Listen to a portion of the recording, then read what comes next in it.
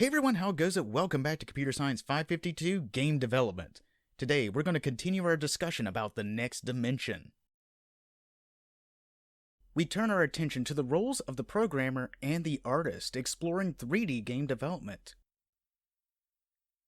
We have established that the graphics pipeline is a model that describes a queue of steps required for a 3D system to draw a 3D scene to a 2D screen. More specifically, the act of drawing a 3D scene to a 2D screen is called rendering. The process can be broken into three sequential steps: application, geometry, and rasterization. In relation to this, a shader is a program used to affect the rendering of a 3D scene. The types of shaders include 2D and 3D shaders. 3D shaders are used for a couple of different purposes. One is it calculates the brightness and the colors of a textured mesh surface. Another is it modifies the vertices of a 3D mesh. They do a lot of work, but mostly focus on the 3D geometries that are displayed. Shaders occur at different stages of the graphics pipeline: 3D shaders during the geometry step, 2D shaders during the rasterization step. Today, we explore shaders in depth. Shaders are a program that are written in a shader language. These languages are highly specialized and usually work with the GPU. Much like CPUs, GPUs have a very specific instruction set. Different chips, different manufacturers may mean different instructions. These instructions are machine or assembly code. Some shaders can be written in a high-level language called a shader language. Shader compilers take a high-level shader language and convert it into the machine code understood by the GPU. This is the same concept as a program's compiler. Different GPUs may require different compilers. Shaders may need to be recompiled when using different architectures and different platforms. There are a few different shader languages. The ARB assembly language is a low-level instruction set developed for graphics processors. This was developed back in 2002, and many high-level shader languages compile to this.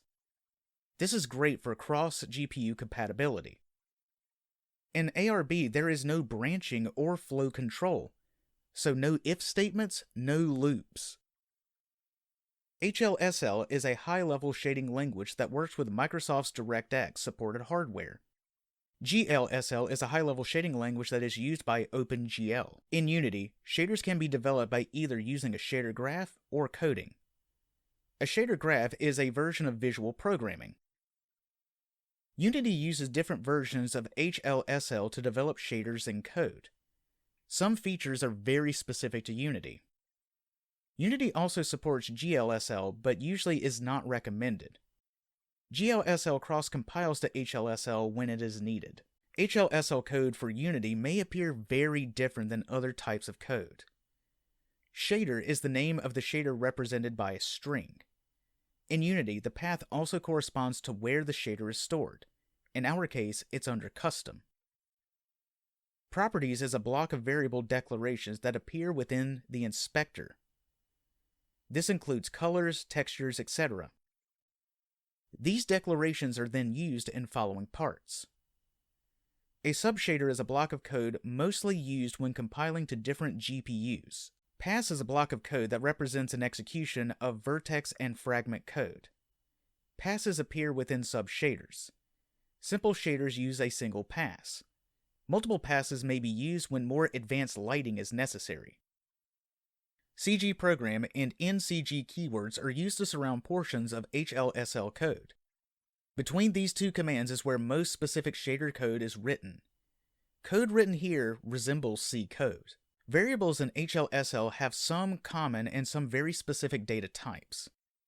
These can be grouped into scalar types, which are single values, vector and matrix types, which are collections of scalar types, and sampler types. These are buffers for textures or other objects. The scalar data types are further divided into bool, true and false value, int, a 32-bit signed integer, uint or dword, a 32-bit unsigned integer, float, a 32-bit floating point value, half, a 16-bit floating point value. Vector and matrix data types are a scalar data type with a numeric value added after. Vectors have the following formula: scalar with some number. The value scalar is any scalar data type. N is the size of the structure. For example, float 4 is a collection of 4 floating point numbers. Matrix has the following formula: scalar n by m. The value of the scalar, again, is any scalar data type. N and m are the dimensions of the matrix.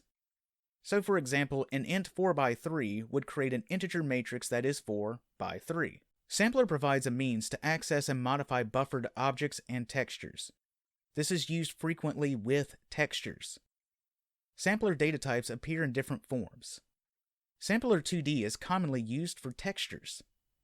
Sampler names align with the variable names declared in the properties block. So for instance, if the property is called _main text, then the statement sampler2d _ main text is now the direct access to it. A slightly different concept in shader languages are semantic signifiers. Semantic signifiers are used to impart meaning to variables. These are necessary when passing information between shader stages. Vertex and pixel shaders have different semantic values. Input and output also have different values for vertex and pixel shaders. These appear after the variable declaration following a colon. Some common vertex shader semantics is position in. This is used for both input and output and is the vertex position of an object in local space. Color in is used for both input and output and is the diffuse color. Texture coordinate end is the input only for the texture coordinates. The value n is an integer starting from 0 that corresponds to the number of supported resources. For example, position 0 or texture coordinate 1. This value may also be omitted. Common pixel shader semantics are color in. This is used for both input and output and represents the color of a pixel. Texture coordinate in is input only for a texture coordinate. Depth in is the output only and corresponds to the output depth. Also, SV is equal to system value semantics and occurs during the rasterization stage. Preprocessor directives, or pragmas, provide additional information to the shader compiler. These relate to shader stages, such as vertex 3D and pixel 2D shaders. Unity supports all pragma directives and some unique ones. For instance, pragma vertex name compiles the function with the given name as the vertex shader. Pragma fragment compiles the function with the given name to be a pixel shader. These calls are made within the pass block. Surface shaders are a way to expedite creating shaders while interacting with lighting. This assists with different lighting types and shadow parameters. It combines features found both in vertex and pixel shaders. In Unity, surface shaders are not written in a pass block. Rather, it compiles the passes on its own. Pragma surface name light model parameters compiles the function with the given name as a surface shader with the provided light model. The function for pragma surface has an input and output parameter. Input parameter is usually a programmer-defined structure, struct, which contains a float2 corresponding to the UV coordinates. The output parameter is generally a type surface output standard or surface output standard specular. The input is used to create the output. We can shade a surface by modifying the output properties, such as the albedo, normal, or emission. Shader languages like HLSL contain a variety of useful functions. The function text2d is used for sampling a texture. This provides a sampler 2D object along with the input vector float2. The function then returns a float4, which is the texture's data. Unity assists in creating shaders by offering a few basic templates. These can be created inside the project's resources by right-clicking Create Shader. Some templates include the standard surface shader, which is a simple surface shader template that uses the pragma surface to generate a vertex and pixel shader from the given lighting model. An unlit shader is a template for a vertex shader that ignores all lighting. An image effect shader is a template for a pixel shader. In order to use a shader, we apply shaders to materials. We assign the materials to a game object as a component.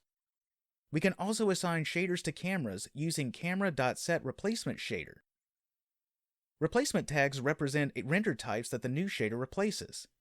For instance, opaque are non-transparent shaders. Transparent are transparent shaders. Background are skybox shaders. And overlay is the halo or flare effect shaders. Now, let's see an example of a shader in Unity. We have a very simple kind of shader written for surfaces. We can see how the color coordinates are gathered, altered, and then outputted inside of these functions. Inside of Unity, we can now apply this to a 3D mesh by changing its shader.